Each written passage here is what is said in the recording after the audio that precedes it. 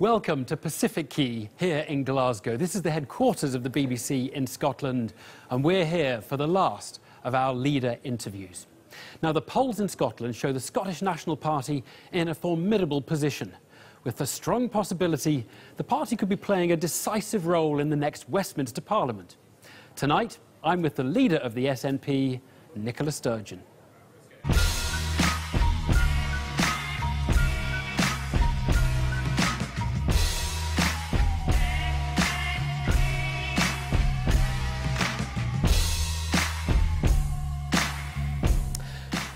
Nicola Sturgeon, your pitch this election is don't vote Labour in Scotland, vote SNP, but probably vote Labour if you're in England. Can you explain that inconsistency? Well, I'll make it very simple. I don't want to see another Conservative government. Tory governments haven't been good for Scotland. I don't think they've been particularly good for the UK as a whole. So I'm saying very clearly that if there is an anti-Tory majority in the House of Commons after May the 7th, we should band together to stop David Cameron getting back into Downing Street. So that's the first thing I would say. But secondly, I then want the Tories to be replaced by something better, something bolder and something more progressive. And I, like many people across Scotland and the UK, still remember the last majority Labour government that was elected on a wave of hope and optimism and then introduced tuition fees, started privatising the health service and took us into an illegal war in Iraq. So I want a big team of SNP MPs in the House of Commons. They are first and foremost to make Scotland's voice heard more loudly than it's been heard before, to protect Scotland's interests, to stand up for Scotland at every opportunity. But secondly, to build progressive alliances so that we can get better politics at Westminster for everybody. But if you were in England, you would vote Labour? Well, I would look at my candidate and I would decide what the most progressive candidate was and vote for them. Well, I'm not living in England. I'm living in Scotland, and so I'm not sure if I'm going to give you a headline here, but I'm saying to people in Scotland, vote SNP. I'll be voting SNP on May the 7th. Now, look, some of your supporters clearly think there's no difference, really, between Labour and the Conservatives. Not 100 metres from here, there was a banner saying, "Red Tories out," referring to Labour. Everything you're saying, though, implies there's quite a big difference between Labour and the Conservatives, because that's why you want to get the Conservatives out and Labour in.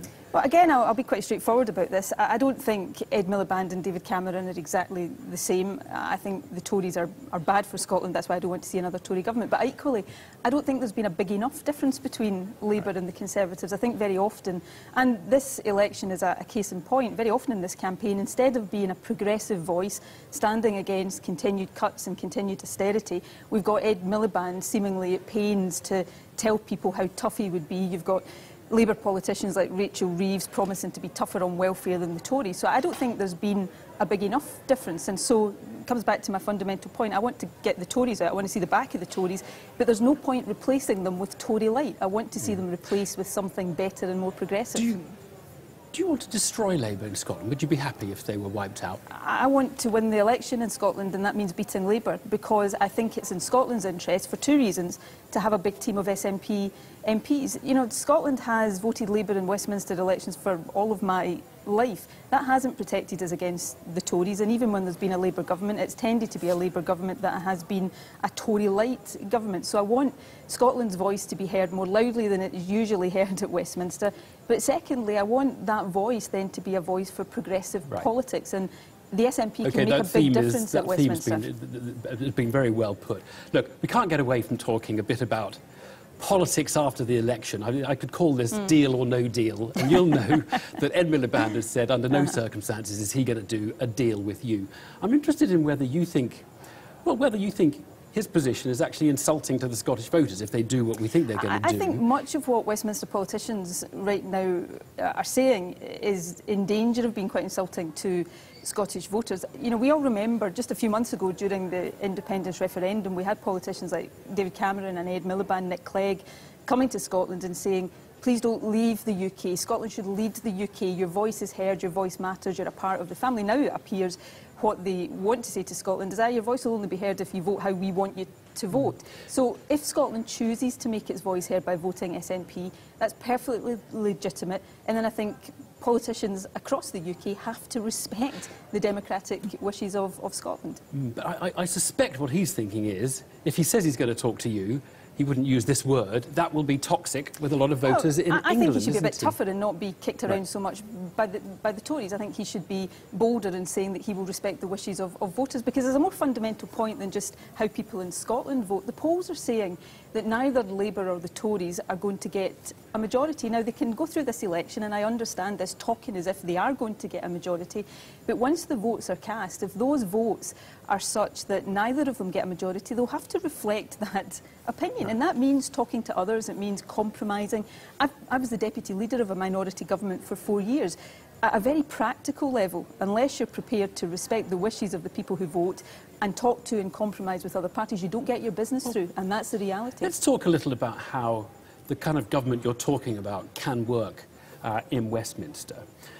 Let's start with the Queen's speech. Yeah. Let's suppose there's a minority, Labour minority, but they can form a government with your support. They put up a Queen's speech, a programme for government. It's crucial for the new government to pass that Queen's speech, isn't it? Would you vote with Ed Miliband, vote for that? I'm perhaps quite unusually in this election. I'm trying to be as straightforward with people as possible. I'm not going to do anything that heralds in a Tory government. Right. So if you support, look, let me put a really specific question. If you supported 90%, but you didn't support 10% of the Queen's speech, which is perfectly possible, would you vote with it? You only have, it's going to be one or the other, isn't it? I'm not going to do anything that sees a Tory government be likely. But this is not all about a Queen's speech. Because no, but let's come on to the post-Queen speech. But just on the Queen's speech, if you supported 50% of it and you didn't like the other 50%, would you vote for it? We're getting into hypothetical territory here, and with the greatest... but you've been great at talking about the hypotheticals. It's all really interesting. Unlike other leaders, I'm trying to be honest. But there comes a point where you have to let people vote. Now, what I've said, and I'm saying it very, very clearly, and I think people can, get a sense exactly what I mean here. I'm not going to do anything that would put, in the days after May the 7th, a Tory government into office. In fact, I've gone to the opposite extreme and say we should lock out a Tory government. But the point I'm making, and again, I bring to this a lot of experience of minority government. The point is, the Queen's speech is one vote in the House of Commons. How you exert influence over the lifetime of a parliament, particularly with the Fixed Term Parliaments Act, is far more important. So I would seek to use the influence of the SNP, if Scotland gives us that influence, to effect change over the lifetime of the Parliament. I want to come on to the life after the Queen's speech, but it seems to me, if you don't want to put the Tories in, you have to vote for the Queen's speech that Ed Miliband puts up, whether you agree with 1%, 50% or 100%. And then the 1% otherwise or you're risking the Tories 10% getting or in. whatever percent it is that I don't agree with, I will then seek to change the Labour government's mind on that over the life of the Parliament. So you vote for the Queen's speech? Well, what I'm saying is I will not put a Tory government into office in those days, but that's not to say we sign up to everything a Labour government wants to do. We use our influence over the life of the Parliament to bring about the progressive change that we want. Vote by vote, you say that we agree with this, we don't agree with that. I've not ruled anything out here. I've always said a coalition with Labour is highly unlikely. Ed Miliband has since said the same, because he's been sort of bullied by the Tories to rule these things out. I've not ruled out confidence in supply. I think what is most likely, I think what he says the morning after the election will probably be different to what he says now. He's misleading us.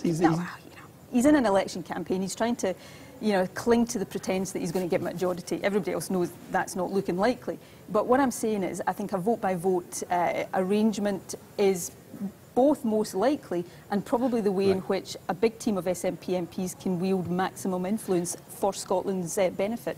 Now that's where we get to what some have said looks a bit like chaos. You have some experience of running minority governments. And it was stable, it was successful, it was effective. It actually led to that minority government becoming a majority. Can we focus on this? Because there are three worries that I've heard expressed. They all begin with the letter P, as it happens. One is pork barrel politics, which means because you have a decisive vote on every vote, you can just you can say, oh, we want a bridge over here, pay for that, or we don't vote with you. Well, actually, we're building a brand new bridge over the Forth in Scotland right now, paid for by the Scottish Government, so we don't need a new bridge in that. Look, But so you can rule out, you will give us you'll give the UK your pledge that there will be none of that sectional sort of interest. Yeah, I think I can. I've been at pains during this campaign to say to people outside of Scotland, now people outside of Scotland can't vote for my party, but it's still important to me to say to people outside of Scotland that if the SNP is given influence by the Scottish electorate in the House of Commons, we will seek to exercise that influence positively and constructively. Right. And do you know why? Because it matters to Scotland and to people in Scotland for as long as we're part of the Westminster system that we get good decisions coming out of Westminster, because those decisions that are taken at Westminster affect the lives of people in Scotland just as they affect the lives of people in other parts of the UK. So I've held out and I continue to hold out the hand of friendship. Right. And there are people of progressive opinion in every corner of the UK that I think would probably listen to some of what the SNP is saying in this election and say, do you know what, we could do with a bit of that in Westminster politics. OK, so no pork barrel politics, no sectional sort of interest. The second P is paralysis, that you could have a government, for example, that can't get a budget through, but isn't voted out of office, so we're not going to a new election, and we're kind of stuck with a stasis or a stalemate. How worried should we be Well, about again, that? this is where I bring to bear experience of being the Deputy First Minister in a minority government in the Scottish Parliament for 4 years. Now, we had to build alliances for our budgets, for our legislation and for our policies. And what you've just described to me there in terms of paralysis didn't happen, Right. because we worked to build those majorities. And minority government, and I always feel the need to kind of preface this statement by saying I do prefer being a majority government, but nevertheless, minority government had very good aspects to it, because it meant, and it will mean for Westminster, Kept you on your toes, I bet. keeps you on your toes, Yeah. and it means you have to win arguments. You can't just push Well, things look, through on the this, strength of this the comes numbers. to the third P, though, which I call pandemonium. I'm on tenterhooks here to see what pandemonium. the third P Pandemonium is the is. third P. It's just another word for chaos that begins with P. And now, you had a minority government, but let's take some examples of what happened under that minority government. Your budget in 2009 didn't pass. Once, the Greens didn't. in 4 the Greens years, didn't. and the it Greens passed a didn't week pass later. it. So then you had to bunk some money at Labour, who then changed their mind, But- and who did But you're pass making it. my point Now, for is me. that an advert I thi- for minority government, or is that an advert for No, I think majority it's- government? Well, I think it's an advert for a government respecting the fact that it was a minority and it had to work with others to get its budget through. So on one occasion out of the 4 years we were a minority budget government, not passing. we didn't pass. A week later it did pass because Well, we went second away go, the next and we couple worked. of years, Alex And Salmond I had to threaten suspect- he'd resign. He was like, I think that was the "Guys, year before, actually. You passed this or we're out." I mean, I think that was the year before. Okay, but they're anyway, both- by the by, look, I think the budgets we passed and the policies we passed tended to be better policies and better minority budgets. government than majority Well, I government. said earlier on I prefer majority Yeah, government. but The point I'm trying to make here is, and we've got experience of this in Scotland, is minority government needn't be chaotic. It needn't lead to pandemonium, to go back to your use of words beginning with the letter P. It needn't be unstable. The contrary can be true. And now, if the minority government that I was deputy leader of hadn't been a success, then at the election that followed that, presumably the SNP wouldn't then have been turned into a majority government by the Scottish voters. So let's embrace, if this Okay. is what the voters that's what across they the want, UK decide, go for it. we've all got a responsibility to make it work. And I'm saying I will play my part as leader of the SNP in making sure the SNP is seeking to make it work in the interest of people in Scotland and in the interest of people Okay. across the UK. You've made a lot of the fact that the biggest party in the Westminster Parliament doesn't have a moral right to govern. It's whoever can muster the most votes, basically. You may be the second party, but with another party muster more votes. Is that the same as the position you took when you were in minority? Because when you became the minority party and you were the biggest party, I think Alex Salmond, who was leading you, said it's very clear Labour's lost this election and no longer has any moral authority to govern Scotland. Well, but if Labour and the Tories or the Liberal Democrats had chosen to come together, they would have been able to keep the SNP out Right. of And office in that would have been 2007. fine with you? Because I'm it sure. sounds from what Alex Salmond Look, was saying that there was a sort of to be- moral argument about who should govern. To be frank Is about there it, or I'm not? sure the SNP would have moaned and groaned about that Right. had it been the case, as I'm sure the Tories will if they are the largest party but end up not being in government. But the point I'm making is a fundamental point of, I was going to say principle, it's actually a fundamental point of arithmetic. If the Tories can't win a majority, and there is a majority of people who don't want to see a Tory government, then if, and it's an if, because Ed Miliband has so far given the impression that in those circumstances he'd rather see David Cameron in office than work with the SNP, and I hope I'm wrong about that, but if we were to choose to work together, then we could lock David Cameron out of Downing Street, and I'm saying I'd be willing to work with Ed Miliband in order to bring about that end. We actually commissioned a poll.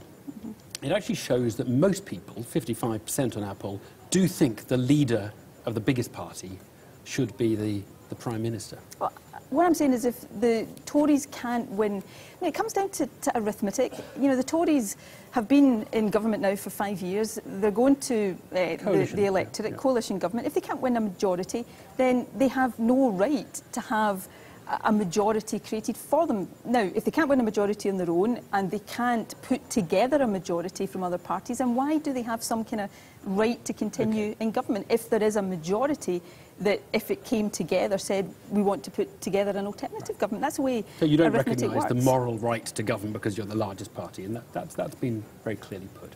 Look, I want to talk about some other scenarios, some other issues around the post-election politics.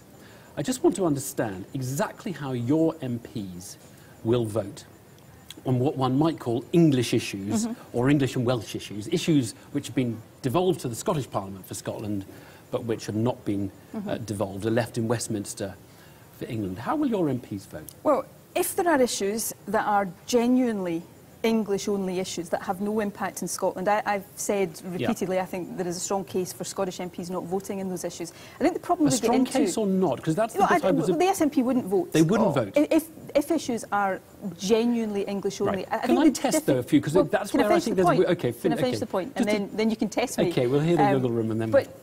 Because I think in this debate, the difficulty we often get into is that issues are characterised as English-only issues when, in fact, they're anything but. So, matters relating to the English Health Service. Votes on the English Health Service that have budgetary implications have a direct knock-on effect to the budget of the Scottish Government. In those circumstances, it's not only right that Scottish MPs vote, let's hear the principle, because it's hard in abstract, isn't it? Okay. So, if there was an English bill for putting mushy peas into school dinners on a Friday, that would be an English issue and you wouldn't vote on it. If it didn't affect the school's budget that then had a knock-on effect through the Barnett formula to the Scottish budget, then I would be happy to not vote on the mushy peas issue. Speed limit, the English speed limit. We wouldn't vote on that, no. What about bus regulation or competition between bus companies? Is that something that would affect you? I think the devil is often... It sounds to me as if that would be something that wouldn't, because that's a matter devolved to the Scottish Parliament. If we can simplify this, the key issue is there a budgetary link? Because, as you know very well, the Scottish Government is funded through the Barnett formula, so that changes to spending on health, on education, on other matters that are devolved to the Scottish Parliament in England affect our budget. So if there is a budgetary link, or if there's something that has a direct implication for Scottish interests, we'd vote. If there wasn't, we wouldn't. So a bigger one, perhaps, university fees, the university fee regime. Well, I've said that vote on that. We would vote on that, principally for the reason I've given, because and you'd vote on that even if, for example, there was a Conservative majority in England that wasn't supporting a change, you would... let an Ed Miliband Labour government overturn the English majority and change the regime. But on the basis that it would have a direct knock-on effect for Scotland's budget. But we would only prevail on any... Does it seem reasonable? I mean, it does have some effect, but let's face it, it's a rather second-order effect on Scotland compared to the effect on England, isn't it? Let me finish that point and then perhaps make a bigger point. I mean, on that, we would only prevail on any of these issues if there was a majority in the House of Commons to get that through. Yeah, but there wouldn't be an English majority. That's where I'm putting it to you. There wouldn't be an English majority. I've spent all of my adult life, and in particular the last couple of years, arguing for Scotland to be independent. Yeah. But Scotland chose not to be independent, and people who argued against it, particularly people from Westminster, made this great play of the UK being a family of nations and Scotland, England, Northern Ireland and Wales not standing on their own. You can't turn around now and after Scotland voted to remain part of that and say, but we've got to allow England and Scotland to stand on their own. One difference. So Liberal MPs, Labour MPs in Scotland are part of a party whose objective is the maximisation of welfare for the UK. Your party constitution is a bit different, isn't it? Your party constitution, which I have had a look at, not the whole lot. You've probably had a look at it more recently than I have. Paragraph 2B, our aim, 2A is independence for Scotland, 2B, the furtherance of all Scottish interests. Yeah. It doesn't say the furtherance of English interests, or Welsh interests, or Northern Irish interests. It's the furtherance of Scottish interests. And you would be voting on English issues, primarily English issues. This is, I think, a really legitimate thing to push me on, if I may say so. And I want to try, because it really does matter to me that people outside of Scotland understand this.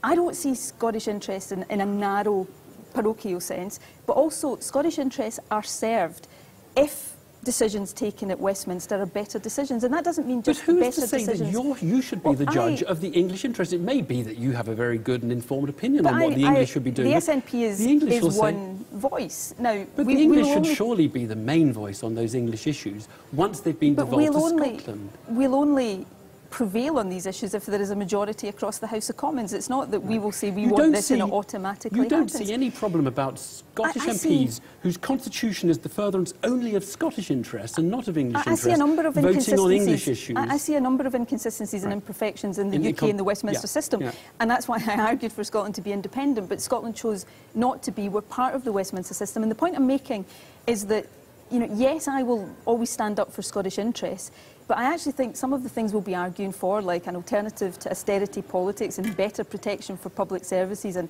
action to get our economy growing, I think on these we'll be able to make common cause with people in other parts of the UK. We'll be one voice. I hope we'll be a powerful voice in the House of Commons. That's down to how people in Scotland vote, but we will exercise that influence responsibly. And when I launched our manifesto last week, I said very clearly that we will have in mind, when we're taking decisions in the House of Commons, the Scottish interests, of course, but we will have in mind as well the wider interests of people across the UK, and I mean that sincerely. No, and a lot of English people will listen to that and may think, we don't want Nicola Sturgeon to be the judge of the English national interest or the Welsh national interest, and if we don't want her to play any part in this, we better vote Conservative. Won't they take that? Won't they reach that conclusion from what you're saying? Well, I don't think that is what everybody in England, you know, I'm not trying to second guess or say that either that there is one single English opinion on that or that I know what it is, but I know some of the response and feedback and communications I've had from voters in England over the past few weeks, you know, throughout the election campaign, and it's anecdotal, I don't pretend otherwise, has been actually, do you know what, we wish we were hearing some of what we're hearing from the SNP from parties in England. We wish we had a party like the SNP to vote for. Now, if it was the case that either Labour or the Tories was speaking for English opinion, if there is a homogenous English opinion, then one or other of them would be miles ahead in the opinion polls right now. The fact that they're not suggests to me there's actually quite a strong appetite for change in England, just as there is in Scotland. Now, I don't pretend to speak for England. No, well, because you haven't got a seat. Because I can't, obviously, but what I can say sincerely is that I'm not blind and wouldn't want to ignore the interests of people right across the UK when we're taking decisions in the House of Commons. Do you see a danger of nationalism growing across the nations of the UK? Obviously, it's been ignited in Scotland after the referendum. Well, do you find it, for example, dangerous that it maybe is building up in England? And some of these arguments are becoming much more fraught. I'm sceptical about whether I mean, I've got family in England. My granny was English, so while I'm not living in England, I'm not English. You know, I've got some insight into. I think David Cameron is playing a pretty tawdry game around what he's trying to do. So he shouldn't play up English nationalism, but it's okay for the Scottish to have nationalism.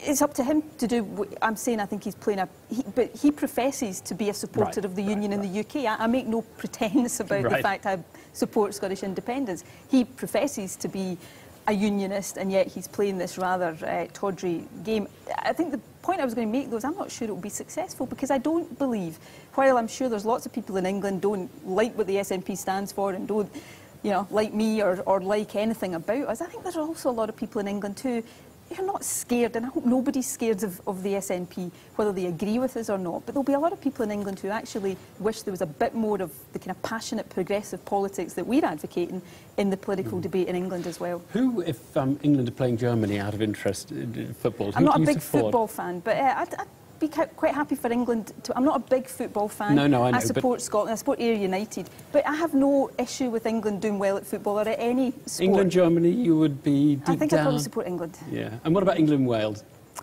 That may be more. I don't know. Look, you're unlike David Cameron. I'm not about to pretend that I know something about football and then be caught out on it. Come on, you know which country you support. I support Scotland at football. England, Wales. I don't know. I guess it would with me. And this is, you know, maybe a bit of a.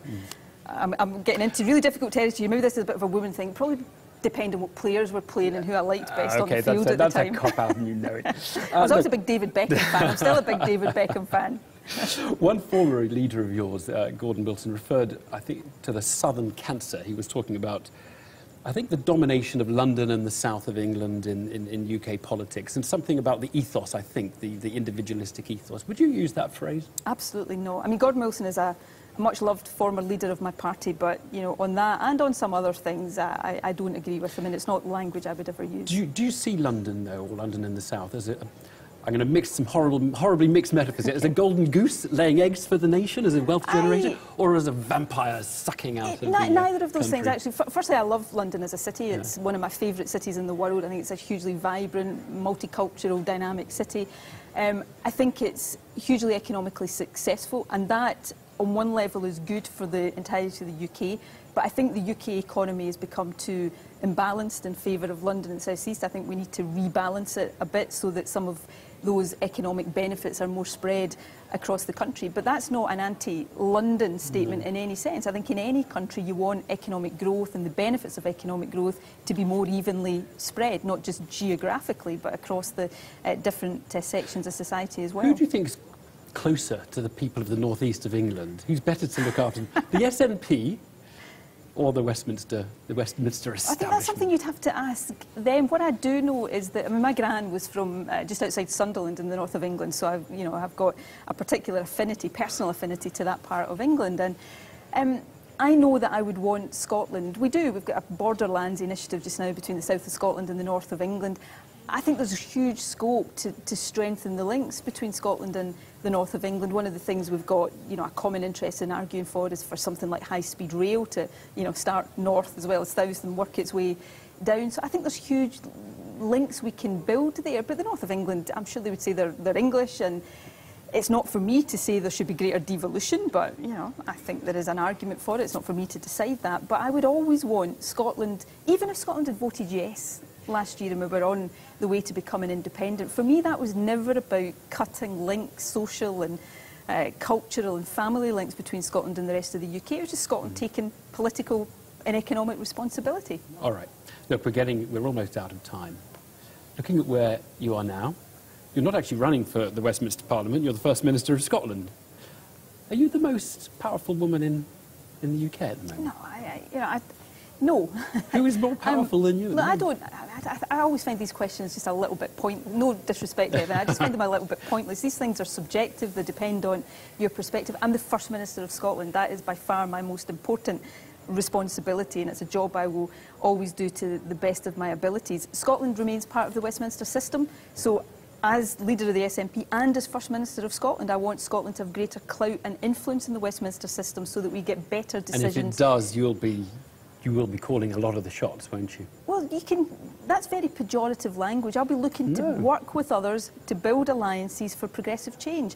And it strikes me in this debate, and I can understand why some people want to do this, you can characterise it as somebody being in somebody else's pocket or vice versa, or pulling somebody's strings or calling the shots. Do you know what? Maybe it's time across the UK for a different style of politics, where we get away from the kind of partisan bickering and say, the electorate hasn't given any one of us a majority. We're going to have to work together. And that's what I want the SNP to play our part in doing. If at the end of your career, and sorry, I've got implying you're near the end of your career, you've got decades to go, If at the end of your career you'd achieved keeping the Tories out of office, you'd achieved lots of things, but you hadn't achieved independence for Scotland, would you look back on your career as a success or a failure? I'm not sure I'd be disappointed that we hadn't done what I think is right for Scotland, but I'll be also philosophical about that, because it's a decision for the Scottish people. Scotland will become independent if and only if a majority of people in Scotland decide that's the right future for our country. I think one day we will, but that's up to the people of Scotland. What I'll continue to do each day of my career, for however long it remains to be had, I'll just work for the best deal for Scotland, the best interest of Scotland, and as long as we're part of the UK, I'll try to build alliances with others in the UK to get a better deal for all of us. That's my simple approach to politics, and if I do my best every day I'm in office, then hopefully one day, many years from now, I'll look back and say, whatever the eventual outcome, I did my best, and I think at the end of the day, that's all a politician can do. Nicola Sturgeon, thank you very much indeed. You.